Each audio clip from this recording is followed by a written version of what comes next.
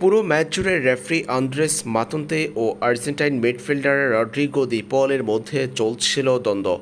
বিভিন্ন বিষয় নিয়ে রেফারির সিদ্ধান্ততে অসন্তোষ প্রকাশ করেছিলেন আর্জেন্টাইন মিডফিল্ডার রড্রিগো দি পল। এ নিয়ে মাঠে বেশ কয়েকবার মাতন্তের সঙ্গে দ্বন্দ্বে জড়িয়ে যেতে দেখা গেছে আর্জেন্টাইন এই মিডফিল্ডারকে।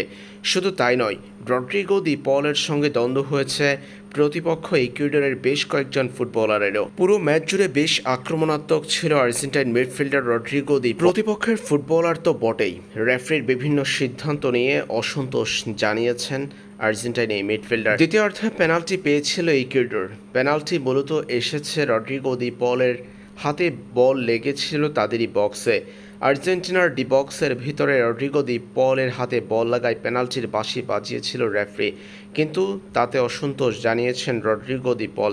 রেফারির সঙ্গে বেশ কয়েকবার দ্বন্দ্বে জড়িয়ে দেখা গিয়েছিল আর্জেন্টাইন এই মিডফিল্ডারকে পেনাল্টির সিদ্ধান্ত বাতিলের জন্য চাপ প্রয়োগ করতে, কিন্তু রেফারি নিজের সিদ্ধান্তে অটল ছিলেন।